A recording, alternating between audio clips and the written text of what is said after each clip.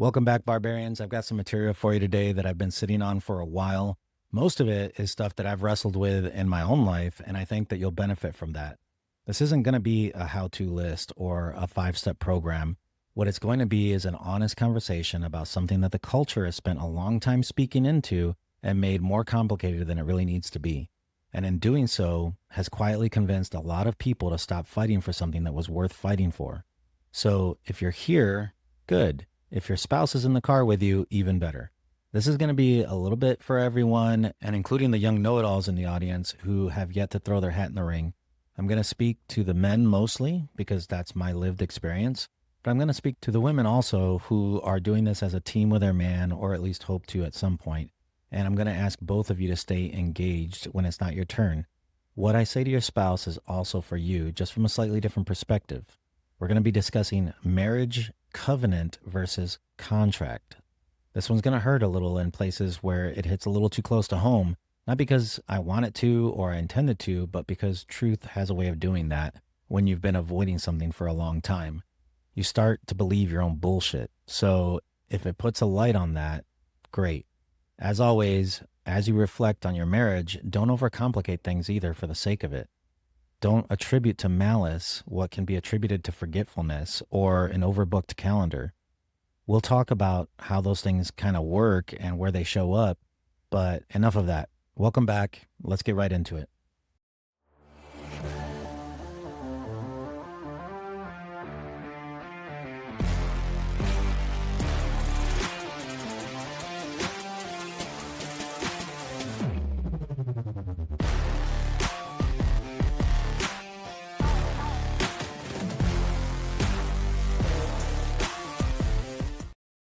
To start with, Dr. Tony Evans spoke at Lake Point Church on this topic, and it is one of the best talks I've ever heard on the subject of covenant versus contract.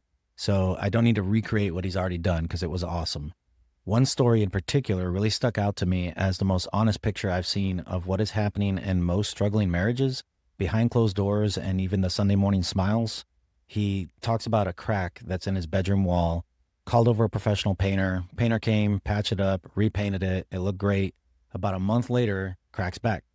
Called the painter back, same result. 40 days after the crack returned and brought the whole extended family, as he puts it. Cracks multiplied all the way across the wall. So he gets a second opinion. New guy comes in, stares at the wall for a long time, and then says, "Sorry, I can't help you." Evans then says, "What do you mean you can't help me? This is literally what you do." The guy says, "You don't have a problem with cracks on your wall. Those cracks are symptoms of a deeper issue. Your real problem is a shifting foundation. Until you fix the foundation, you're going to have these band-aids to apply forever." And I know that feeling. I've been there. The busy work, the exhaustion from those patch jobs can literally begin to feel like you're doing something effective because you're exhausted and it's effective work. But it's not. Because most of what couples are fighting over, the money, the intimacy, the communication, that never actually goes anywhere. The same argument recycled, slightly different words, maybe for the 14th time. Most of that's showing you cracks on the wall, real cracks, painful cracks. But if you keep patching without addressing what's underneath them, they keep coming back every time. And with more company, more hurt, more piled up debts and issues and pain around it all, every trip around the wheel. So what's the foundation? That is what this episode is really about. And the honest answer across every serious study that makes marriages last and across every tradition that's wrestled with this question, whether religious or academic, keeps coming back to one thing. What kind of agreement did you actually make? And are both of you still making it daily with every interaction? Expectation management on this, as always, one episode is not going to miraculously save your marriage. But I do hope that it arms you with the perspective and the language to start that process. You can't deal with what you can't see or name. So a contract is a transaction. You give me this, I give you that. Both parties perform. One stops performing, the other one gets released, or at least fairly compensated for that breach. It's clean, comfortable, completely built on today's economics, and everyone gets it, even from a young age. Contracts are designed for marketplaces. They assume both parties are primarily looking for themselves, and they build that protection in accordingly. A covenant, on the other hand, is something different altogether. A covenant doesn't ask what you brought to the table today. It asks, what did you promise and whether you're still living in that promise. It isn't contingent on how you feel this Tuesday or this Thursday or how hard this season has been. A covenant says, I'm bound to this, not because you've earned it today, but because I made an oath and I intend to honor it, regardless of the current performance review or last intimacy rejection. Honestly, those lines have blurred almost to the point that most people can't really tell which one they're actually living in when they say the word marriage. You said those words for better or worse, in sickness and in health, till death do us part, and you meant them when you said it. Most people do. But what you actually live out daily, what the culture has slowly trained you to mean underneath all that language is, as long as this works for me, as long as I'm getting what I signed up for. But we always keep an out just in case, right? A rainy day fund and old contacts that are saved in our phone. I'm not throwing stones here. I've been on both sides of that line. I know what it looks like from inside the covenant, and I know exactly what it looks like when the covenant breaks down and the contract thinking creeps in, and you don't notice it right away until you're already somewhere that you never intended to be. The, oops, shouldn't have said that, shouldn't have done that. It's a trap you built for yourself out of contract language. Contract marriages don't survive the hard seasons, not because people in them are bad, because a contract was never designed to hold under that kind of weight. Contracts are built for fair weather. Covenants are built for the storms. And every marriage has storms. No exceptions and no exemptions. The question is never whether it's coming. The question is, what did you build before it arrived? Because you can't shore up your foundation in the middle of a hurricane. You build those reserves before the weather turns bad. Whatever the crisis is, that flat tire, the delayed flight, the job loss, the sick kid, the unexpected bill, it's all a completely different experience from a couple that's operating from a full covenant than from one that's already running on fumes. Same event, completely different outcomes, based entirely on what was built before it happened. Dr. Evans frames the covenant this way, and I think that he nailed it. He says, a covenant is like an appliance warranty. The manufacturer stands behind the product as long as you use it the way that was designed, right? You use it for something that it wasn't built for, and the warranty voids itself. A marriage works the same way. Operate within the covenant, the love, the respect, the showing up, the staying present when staying present costs and hurts, and there's a covering over that relationship that nothing outside of it can replicate. Chip away at that foundation, though, through contempt, through avoidance, through the slow withdrawal of everything that made this worth choosing, and the warranty starts voiding itself one interaction at a time. There was a reason that you said yes. There was a reason you said, I do. Pray on that daily if you have to, because the reason is still there underneath all that shoddy patchwork somewhere. You don't have to share my faith to recognize that structure, because what Evans is describing is confirmed by 4 decades of relationship science. The marriages that last are built on something deeper than feelings and deeper than daily performance reviews. Think about it this way. Imagine if your salvation was held to a daily pass or fail standard. None of us would make it to Tuesday, man. The covenant isn't contingent on your performance today. That's exactly what makes it work. So, okay, before we talk about where things go wrong, I want to spend a minute on what does that design actually look like? What does right look like? Because I think a lot of people walk in a marriage with a vague picture of what they're building toward and no real blueprint on how to get there. Or when they got married, they were just in dating fatigue, or they wanted to have regular sex, or just didn't want to deal with the stress over paying bills every week. The culture gave them a wedding, but it didn't give them a marriage. And Tony Evans again points out to the origin of marriage in Genesis and makes an observation there that most people have never framed this way. He says, God didn't create Eve as an afterthought or a companion piece. He took a part of Adam, his side, not a rib. The Hebrew word is closer to side, and he fashioned something from it, which means that Adam was already incomplete when Eve arrived. Half of what he was meant to be was walking around separately, and it isn't until the two become one man, one woman, become one flesh, that we can hope to achieve anything remotely close to what God intended for us in his design. That isn't a small idea, that's the idea. the design that the whole world was built on. Two incomplete people becoming something greater than either of them could have ever achieved on their own. Never meant to be the same, though. That's something that we need to make very clear. You don't come in and blow out your individual candle to light the unity candle. You bring your full self, your full uniqueness, your full spirit into a shared purpose. And in that process, you become more than you were, both of you, separately and together at the same time. That is the covenantal picture. Two people actively working to make each other more, not managing each other, not merely tolerating each other, not coexisting in the same house with separate phones and separate schedules and the occasional Saturday that you get together for. That marriage is something that Sheldon from Big Bang would probably draw up a roommate agreement for. The research confirms this from a completely secular direction as well. Dr. John Gottman, after 4 decades in the Love Lab, which I mentioned last episode, at the University of Washington, studied over 3,000 couples and found that the marriages which lasted and thrived weren't the ones without conflict. That's a completely unrealistic picture of marriage. No, the strongest unions were the ones where both people maintained what he called a culture of appreciation, the consistent, intentional practice of noticing and naming what is good about the person that you chose, not just tolerating the hard parts, actively looking for and speaking to the good ones. 5-to-1 is the ratio. Gottman found that 5-to-1 was the ratio that separates stable marriages from failing ones. 5 positive interactions for every negative 1, and the marriage holds the line. You can have arguments. You can have hard nights and hard arguments, but the couples who lasted kept coming back to 5-to-1. The ones that dropped below 1-to-1 and stayed there, Gottman could predict that they wouldn't make it with 90% accuracy from just a 15-minute conversation.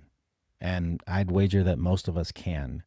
To be clear, that's 1 negative interaction for every good one. Many of us have been there and experienced that hopeless exhaustion in one way or another. I want the younger listeners especially to hear this out of what I just said, though. You don't have to be perfect. 5-to-1 is very achievable odds. You're going to make a mess of it. That's guaranteed. The question is whether you're building enough of the good stuff that the hard stuff doesn't define the whole picture. Not perfection, just a direction. So if that's the design, 2 people becoming more than what they could be separately, how does it end up looking like most of the struggling marriages that I've seen close up? How does the covenant become a contract without anyone acknowledging that it's switched? It isn't usually a dramatic moment. It isn't one catastrophic decision. It's a drift that starts slow, quiet, almost invisible, in the direction of transactional encounters. And it happens to good people, Christians and non-Christians alike, all professionals, all social, economic, and educational backgrounds, people who meant every word at the altar. It usually starts something like this. The early years are full, the attention, the adoration, the intentionality, and all of it's dialed up because you're still in pursuit mode. You're still competing for each other and actively looking for and taking down the dragons in her life. You're still paying attention to the gap between where things are and where you want them to be, because you're not maintaining something at this point. You're actively building towards it and you're excited about it. And then somewhere along the way, different timelines, different triggers for every couple, but you stop fighting for each other's hearts the way that you used to. You got the ring, you made the team, and congratulate each other. And somewhere in the back of your mind, whether you meant to or not, the pursuit feels over. The books never really tell you how to live happily ever after, do they? They just do it, right? No. It's work. It takes daily work and a lot of maintenance. So going back to what's the difference here between covenant and contract, all right? In a covenant, the pursuit's never over. A contract says the negotiation concluded at signing versus, again, a covenant says, I'm going to continue choosing this each and every single day, not because I have to, because I woke up today and, again, chose to do my part, and I'm taking this back. The participation trophy marriage is real, and I've watched it play out more times than I really care for. Seemingly good men who were excellent at the dating game and stopped trying the moment that they had a ring on her finger. Good women, likewise, who were warm, engaged, and intentional, And then once the title was secured, just stopped with no explanation or warning. And the person on the other side feels it. They always feel it. They may not have the language for it right away, but they feel the moment that the pursuit ended, just like you know from a general stench of roadkill and death is nearby, the decay of it. And something in them shifts in response to that. Too often it's defensive and fight or flight kicks in a self preservation mode that's emotional, mental, and spiritual that begins to dominate their thoughts. Jordan Peterson gives us an insightful truth on this in 12 Rules for Life. Treat yourself like someone you're responsible for helping. I'd extend that directly into marriage. Treat your spouse like someone that you're responsible for helping. Not competing against, but competing with. Do not let your marriage become something you're just tolerating, because your spouse can feel the difference between being loved and being tolerated in the same way that you can feel it too from them. And your kids pick it up even faster. They're taking notes on what commitment looks like, even when they have no language yet for what they're seeing. Now add the weight of real life happening around you to the drifting that's happening to both of you. The bills, the renovation, the job that got harder, the kids that got more demanding, the exhaustion that became the new norm. Two people who started building something together slowly start operating in a completely separate lane from each other out of necessity, and then that necessity becomes a habit. That habit becomes an identity, and that identity becomes just how we do it now. The contract mentality seeps in not without any kind of declaration, really. It's more of a series of small withdrawals from each other. He stops asking about her day with genuine interest and starts doing it out of obligation. She stops speaking into his life and encouragement and just starts managing and correcting instead. He then stonewalls because the conversation has become a place where he only loses ground and he has to sit in the driveway for 10 minutes extra every single day before he can even walk in, just to fix his face. She, in turn, withdraws that respect because the vulnerability required to do it is too much to ask for, too much to risk. Both of them are technically correct in their assessments about what they're experiencing, both drawing wrong conclusions from what their perceived hurts are telling them. Gottman's research identified the 4 horsemen, the 4 communication patterns that predict the end of a marriage with over 90% accuracy: criticism, contempt, defensiveness, and stonewalling. Of those 4, contempt is the most deadly to the marriage. So let's define what contempt is before we move on. Contempt is defined as a feeling or act of regarding someone or something as inferior, base, or worthless. It's often expressed as scorn and disdain. We're all attuned to pick up on these displays from people around us, from the emotional intelligence and survival position that we find ourselves in. So again, the number 1 indicator was not fighting. It was contempt. The eye rolls, the sarcasm, the tone of voice that communicates without words, I deserve better than this, and I'm exhausted from pretending otherwise. When contempt moves into the covenant, it's not just under pressure anymore. It's actively being dismantled, one shared experience at a time. It's the little things that pile up. The good news, though, and it's not all bleak, it's not all bad, is that the gap is reversible. It closes the same way that it opened, one interaction at a time, in the right direction. The covenant is still there under all that patchwork, waiting for someone to take it seriously again and to begin that long work of dealing with a debt. Just like financial debt, emotional debt will require a long and consistent input to make positive moves back towards even neutral, and then in time into the positive, where you're positioned to win even in the face of the inevitable setbacks that life brings you. I want to spend a few minutes on something that nobody's saying for fear of being canceled or unpopular. Because when the covenant breaks down and nobody's addressing it, or when the hurt goes on long enough and the needs go unmet long enough, people don't just sit quietly with that. And where they go is an early warning sign if it's caught in time. It's a crack on the wall telling you that something is wrong with the foundation if you know where to look. So you know that I like my stats. They're a really good compass. They point you in the right direction, save you a lot of time, and increase efficiency and accuracy. The CDC reported in 2025 that depression prevalence among U.S. adults increased 60% over the past decade. 60%. More than 1 in 10 adults took prescription medications for depression in 2023 alone. I'm not here to tell anyone to throw away their prescriptions, okay? I know glaucoma and all of that, right? That conversation belongs literally between you and your doctor. But I do want to ask the question that the docs holding the prescription pads aren't asking. How many of you are treating symptoms while the cause is sitting across the table from you unaddressed? Unhappy marriages are one of the most consistent predictors of depression and anxiety in all of the research. And depression makes it harder to show up in the marriage, which makes the marriage worse, which deepens the depression. The snake eats its own tail until there's nothing left. A 2025 peer-reviewed study also confirmed what most people already sense. Marital satisfaction and alcohol use demonstrate bidirectional causality. An unhappy marriage predicts increased drinking. Increased drinking predicts an unhappy marriage. They feed on each other. A man who can't name the emptiness is going to find something else to fill it. A woman who doesn't feel seen or wanted at home will find something else that makes her feel seen or wanted. The glass of wine that becomes 2, that becomes 3, and then the whole bottle just to get through the week, that isn't a character flaw in isolation. That is a predictable response to a foundational problem that nobody's addressing. And it's there that the other person starts to identify failing performance. Performance to the contract, and you're in it.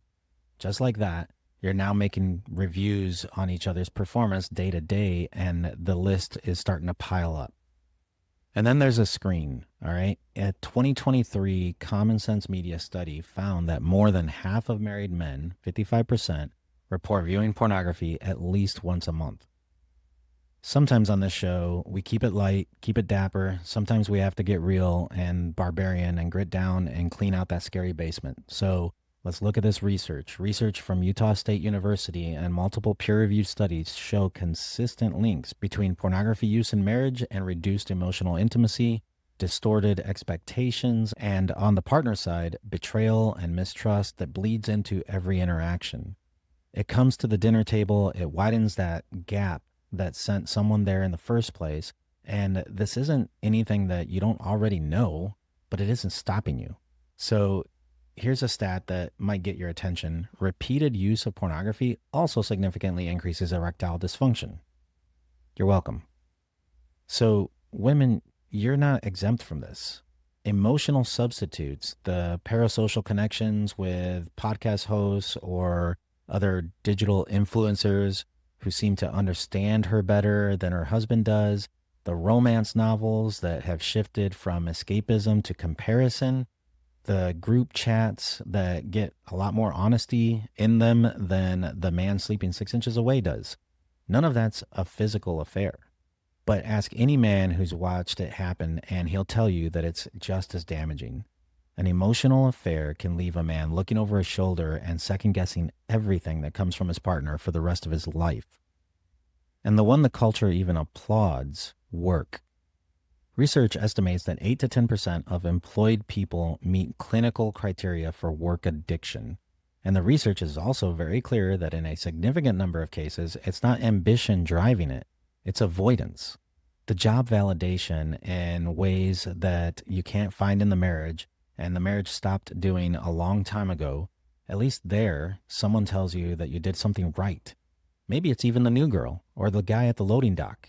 And the marriage gets the leftover version of you.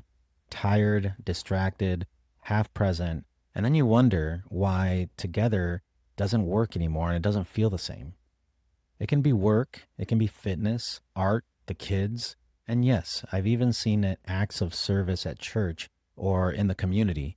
Because who could fault the overworked saint for neglecting their spouse's needs, right? But I've seen it. These aren't absolute truths. There are exceptions to every rule, but thinking that you are that exception and basing your life around it is a quick way to a hell on earth that you'll need to deal with sooner rather than later. These are symptoms. Every single one of them is a crack on the wall telling you that the foundation needs attention. The good news is that when you go after the foundation, the symptoms are getting addressed along the way. For the young men in the audience, and the women too, but the young bucks definitely need to take notes on this one without exception. There's nothing more important to your success in life than who you choose as your spouse. Absolutely no exception to that. Not your career, not your education, not where you live or who you know or how hard you're willing to work. All of it can be undone or multiplied by one decision. That person standing next to you. The one that adds to or alleviates your burdens. The right woman is a helper that carries you, tired or not, toward your destination. She believes in you and believes in that better version of you. She speaks into that version of you that doesn't exist yet and calls it forward like it's already there because she sees what literally no one else can. A good woman guards your future, your reputation, and your heart. On the days that you come home completely empty, she recharges your battery. The wrong woman is a parachute on your back and a weighted vest as you tread dangerous waters every day. She's not necessarily evil or even aware of it. She may even love you in her own way, but she'll deplete you. She'll draw from the well for everything she needs and without ever asking how deep that well goes or how much might be left. And yes, the same happens to women, and I'm speaking to young men here directly because of my experience, but young ladies, you can also apply the same. So choose carefully. Watch how they treat people who can do absolutely nothing for themselves. Watch what they do when things go sideways, especially with a server. Watch whether she builds or tears down. The hard days are the real test, not the first date with the butterflies, but character shows up or doesn't when things get truly hard. And ladies, this one's more for you. Never take a man seriously who can't fast. I think it was a pastor, Joby Martin, that first said it. And yes, I'm talking about fasting from eating, but it involves so much more than that. A man who can't say no to himself in the small things when nobody else is watching won't say no to himself in the big moments when everything in him is at war with his ethics and his morals. When the temptation is strategically placed there because the enemy gets a vote, when the stumbling block shows up at his most vulnerable moment across a screen or in a dark truck cab, a man who's never practiced saying no to himself or others has nothing to draw on in that moment. So self-mastery is a prerequisite for everything else that a man is going to build and bring to the covenant. Fasting is visible proof of discipline that can't be tested effectively by other ways. It's a man demonstrating to himself, not to you, that he decides what his body does, not the other way around. You want a man who's been in that war with his own flesh and won enough rounds to be able to show it. Not a perfect man, there's no such thing, and run from anyone that's trying to perform that perfection for you, but a man who's in that fight and hasn't surrendered. Watch for that before you watch for anything else. The income, the ambition, the charm, none of it lasts very long if the man can't govern himself. Obviously, fasting isn't the only way that this shows up, but it's a damn good place to start. Pardon the interruption, barbarians. If you haven't already, a like, follow, or subscribe goes a long way and costs you nothing.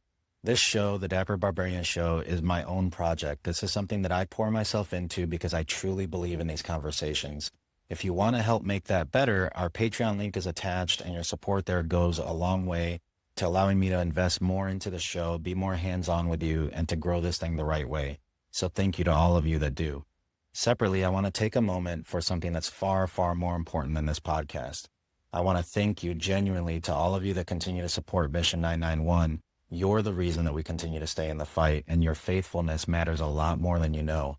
For those of you who are new to the cause, in 2022, I founded Mission 991, an anti-trafficking and exploitation nonprofit that was born out of a need that I couldn't just walk past. Edmund Burke once said, "All it takes for evil to triumph is for good men to do nothing."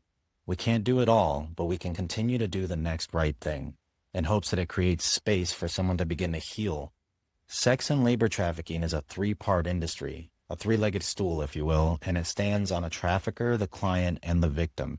Each of those legs requires its own strategic response, but the end goal is always the same: freedom from abuse, exploitation, and addiction. At Mission 991, we partner with agencies and tailor our response to where that need is greatest: education and awareness, field digital intelligence gathering and analysis, and victim aftercare. We leave the 99 in pursuit of the one, and we raise our voices for the ones who can't, so that we can rejoice with heaven at their safe return. If you're not yet a shepherd, I want to ask you to consider it. A recurring gift, even the small one of an overpriced coffee that you were going to buy anyways, goes directly toward the basic care and long-term rehabilitation of victims in our areas of responsibility and in the pursuit of them. That's the trade-off that I'm asking. A little bit of your comfort for someone else's freedom and for the ability to them feel human again. So you can learn more about what we do and become a one-time or recurring shepherd at mission991.org. Thank you so much. All right, so enough of that. Not to get too preachy. We've named the issue. We've looked at the design. Now let's talk about what the covenant actually asks from both of you in daily practice. Because a covenant isn't just a posture or a feeling. It's a set of daily practices, and they're not the same for both of you. Ephesians 5 makes an observation that cuts through all that noise, and culture is built up around that text that husbands love your wives, wives respect your husbands. Those are two different commands, two different words chosen specifically because Paul understood something about how men and women are actually wired that Gottman spent 40 years in his lab confirming from a completely secular direction. Evans puts it like this: a woman's core need lives in her heart. A man's core need lives in his head.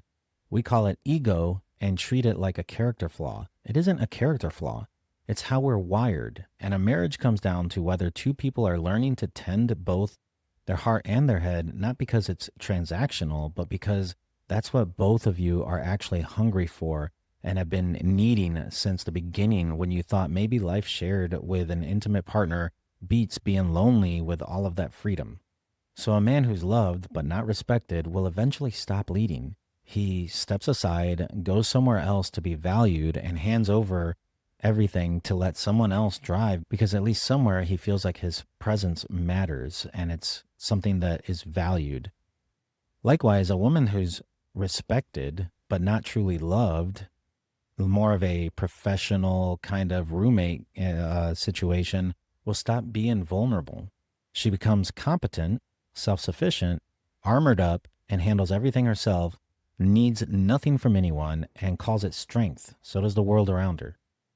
But in reality, it's just organized form of grief. And don't get me wrong, both can get there entirely on their own and individually outside of this whole breakdown of the covenant, where it happens through the speaking in from social media, toxic friend groups, and unrealistic visual and literary erotica. You can start believing the lie that you're living in a bad relationship when you're actually in a pretty damn good one. Here's the part that determines whether any of the rest of this actually works in your real life, not just as an academic exercise. Because you can understand something like a covenant perfectly, know exactly what love and respect is supposed to look like, and still be stuck because of how the things have accumulated between you and the person that you chose. That accumulation of every snide remark, every disrespectful joke, and every rejection of intimacy has a name. That name is unforgiveness. One of my favorite theologians, Voddie Baucham, has done some of the best work that I've found on exactly that. Forgiveness, actually what it means in practical terms. Barney style. Barney style enough for me to understand it. And his definition cuts through everything that culture has muddled up around this idea. Forgiveness is canceling a debt. I'll say that again. Forgiveness is canceling a debt, not pretending that it didn't happen. Not performing a feeling that you don't actually have, not saying what was done to you was okay.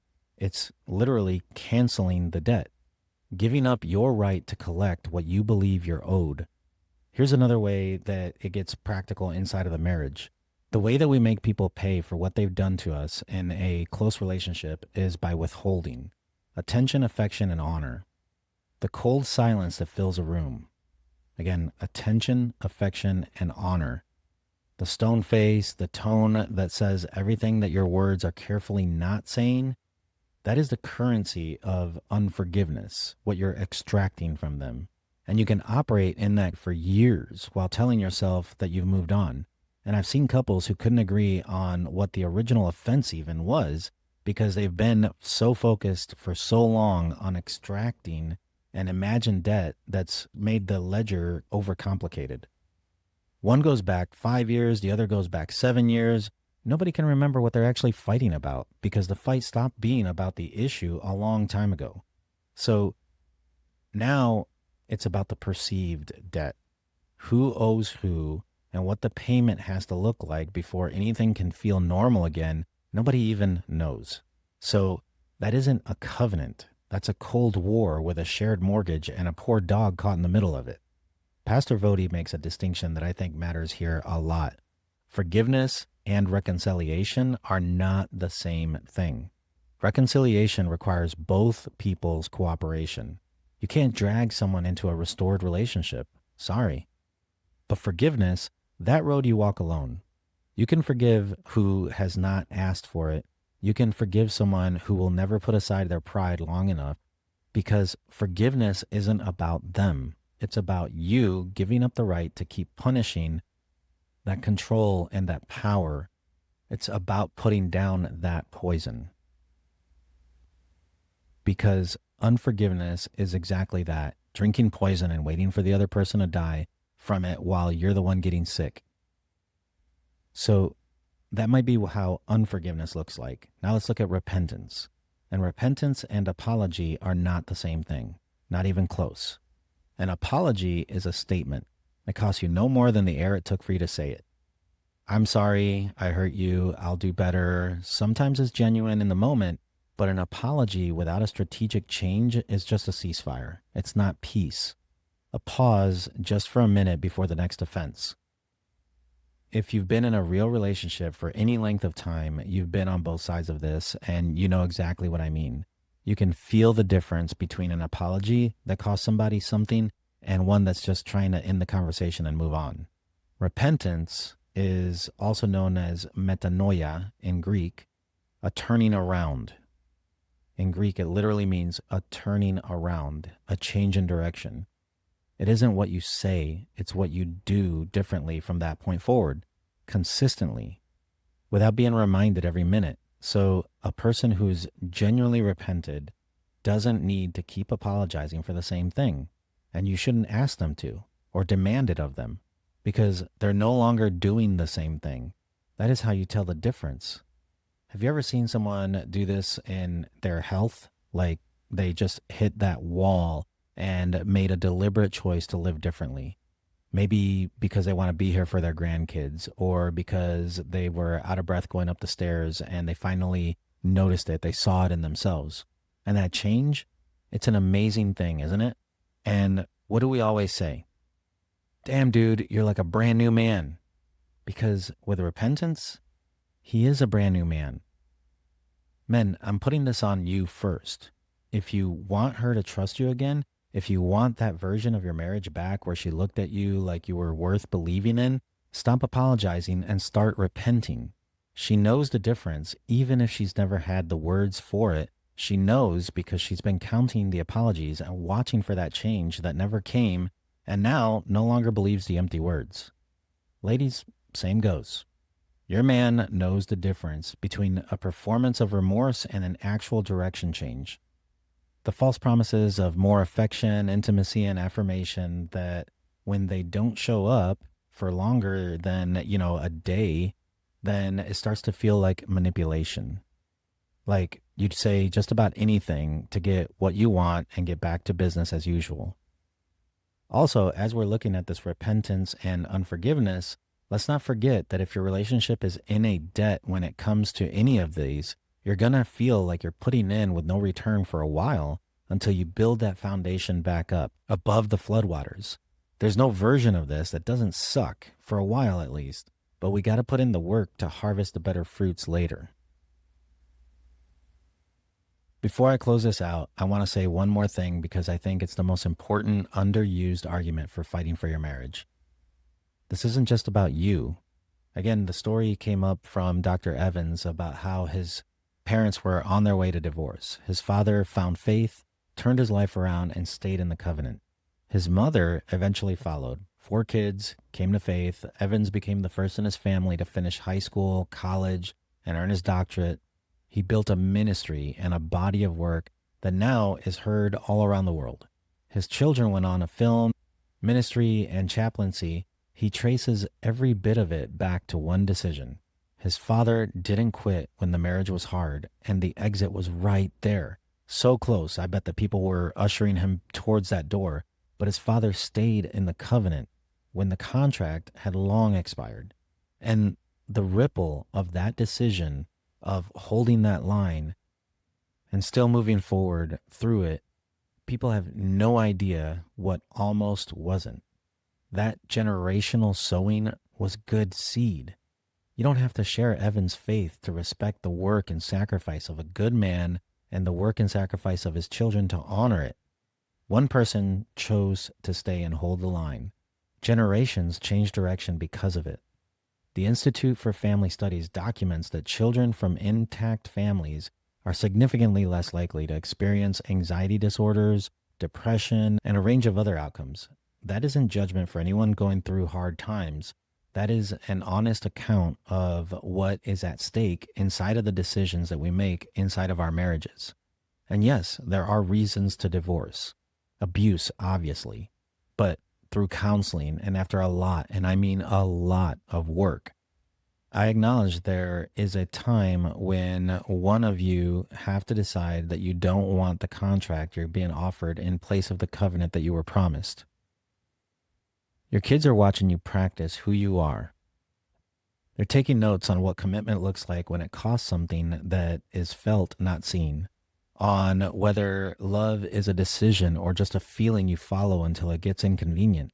They don't have language for what they're absorbing. They're just absorbing it. And one day they'll take it into their own marriages, and you'll see it show up in ways that you can trace directly back to what they watched you do here today. And what will you tell them? That that's just the way it works, kid, and it only gets worse from here? No. Fight for it. Not just for yourself, for the ones that are watching you, and for the ones not yet born who will inherit whatever you build or leave behind. This is just me here for a minute, but I truly believe that a man and a woman can enter into a union. The two become one without a piece of paper or whatever state you live in being involved in it, and it can be a fruitful covenant and bring joy to the Creator. Yes, law of the land and all of that, but His law comes first. Likewise, I truly believe we're all in danger of finding ourselves covenantally divorced in every way that really matters while living out a contract at home for decades until we just die in bondage to it. This is the hill that I'll die on if I must, and you can ask my wife. We don't have it perfect by a long shot, but I refuse to live in a convenient and safe life without passion and without real intimacy. Even if those discussions cost me a week of cold shoulders and rude remarks, because I don't do the sleeping on the couch thing. Hell nah. My house, my bed, we will share this thing in anger if we have to. My point is, some of you, unfortunately, are already there, living out a contract, and you're here because you want more, but the other one doesn't. Find a pastor and wise counsel, not a hype man to walk through it with. I do very occasionally do coaching on a case-by-case basis, but I don't have all the answers. Best I can do sometimes is turn people towards the answers that they've been avoiding. All right, so as I get close to closing this thing up, I want to re-emphasize something that I covered last episode, Romans 5. We rejoice in our sufferings, knowing that suffering produces endurance, and endurance produces character, and character produces hope. Paul didn't write that as a consolation prize. He wrote it as instructions to act on: suffering, endurance, character, then hope, in that order. You don't get to skip to hope, but it's there at the end of hard work and a hard road if you stay with it. So if you want to know more about that, like I said, go back, listen to the previous episode. So I'll leave you with these three things, both of you, for your marriage. Decide today what you're actually living out from here on out. Not what you said at the altar, what you're living right now. Covenant or contract. Name it honestly and painfully if you have to, because the drift doesn't reverse itself by accident. It reverses by a decision followed by another one. Pick one specific interaction this week where you choose the covenant versus the contract that would let you off the hook. Just one and build from there. And if you're good, great. How do you implement the maintenance needed? How do you stay that way? Second, for each other. Men, be in the room with her, not just around, be present. Pick up Mindful Meditation, which is a podcast of its own if you have to and you don't know what mindful and in the room means. Ladies, speak something true and good into your man this week. Not to correct him or manage him, something that tells him you're still for him and that you still need him. It isn't weakness, and he needs to hear that you need him and you see him and you feel that. And stop keeping score when you do these things for each other, guys. Third, for yourself, make this the beginning of something new. Reconciling is a turning point.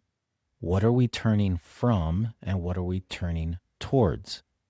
Mental, physical, and spiritual, because they are all one and they all matter. Is your marriage a covenant or a contract? Only you know the honest answer to that. But here's what I know. If you're still in the fight, still showing up, still willing to have this conversation, then the covenant is still alive. And that's not nothing. It's a good place to start. And you begin from there and you do it again and again and again. And the distance begins to close. It closes the same way that it opened, one interaction at a time, in the right direction, over time. The little things daily, that's the whole game. So keep moving, keep falling forward, hold the line for each other. And thank you for holding the line with me across our community and across our nation. So we're in good company. I'll see you next time.